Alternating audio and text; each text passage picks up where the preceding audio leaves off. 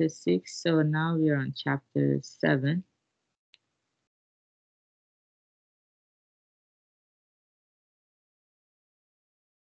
Lesson 1.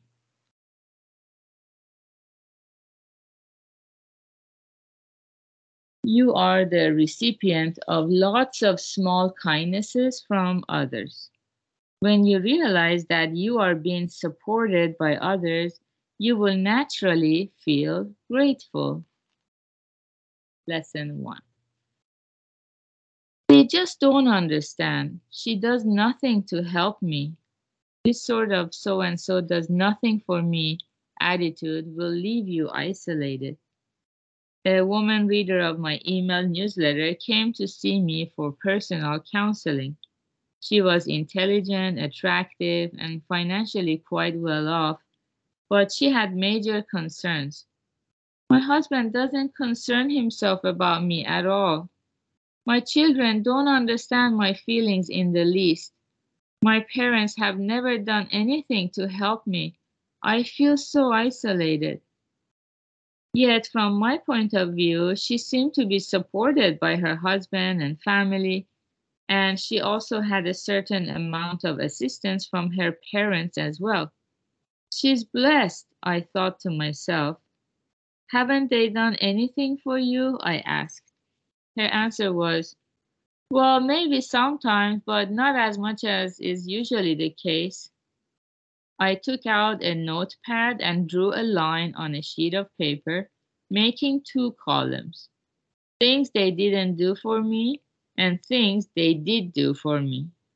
Then, as I listened to her tell her story, I wrote things down in each column. There were all sorts of things in the first column. They don't talk with me. They don't thank me for things. They don't listen to what I have to say. Since she didn't bring up anything I could put into the second column, I started to question her myself.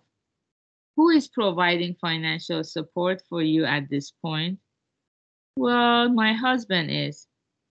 When you were a child, did your parents take care of you when you were sick?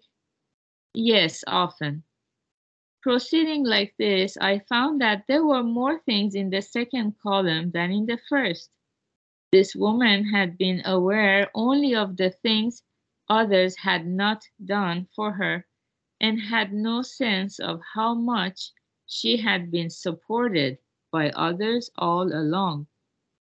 She was convinced that she was always on her own and so didn't notice how much she was being supported by others.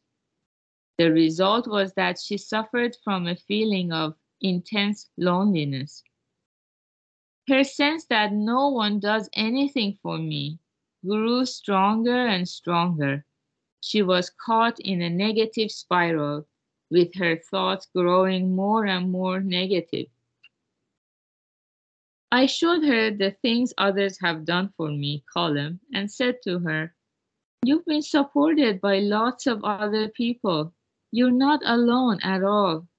If you focus more on the things people have done for you and less on the times things didn't go as you wished, your feelings will change very much for the better. Realizing that she had not in fact been alone, the woman burst into tears. Then, calming down, she said to me, thank you. I'll try looking at things in a more positive light from now on, and left our meeting place with a bright smile.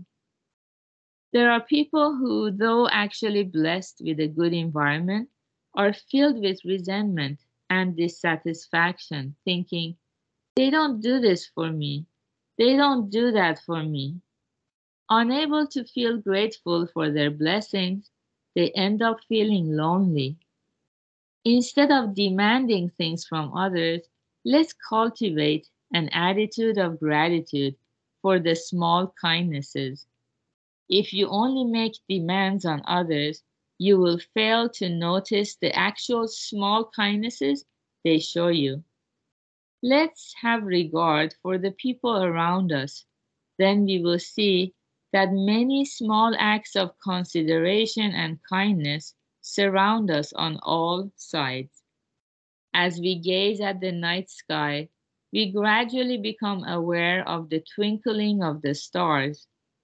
When the sun goes down, we begin to notice of the radiance of the stars, which had up until then been obscured by the powerful light of the sun. If you suppress for a bit such thoughts as, they don't do this for me, they don't do that for me, you will soon become aware of the many small acts of consideration and kindness that are shown you. And there is the cartoon here with the little pig crying, feeling, oh, I'm so miserable. They don't do this for me. They don't do that for me. I think we've all been in this position at some point in life where we just place a lot of demands on others, and then we continually feel dissatisfied or hurt because our demands are not fulfilled. So instead of having the attitude of the world owes me, which is our ego talking like that, so we can focus on what support we are receiving already. And if we become grateful and thankful to all the support we are receiving already, more and more happiness actually gets drawn to us. That's the power of good causes produce good effects. It's the unerring working of the law of cause and effect. So, good job, everyone, for being here, believing in the law of cause and effect, and cultivating this attitude of gratitude. Today is Thursday, so have a beautiful Thursday. And we will have advanced group session by Murta Sensei at 5 p.m. Pacific time. Goodbye.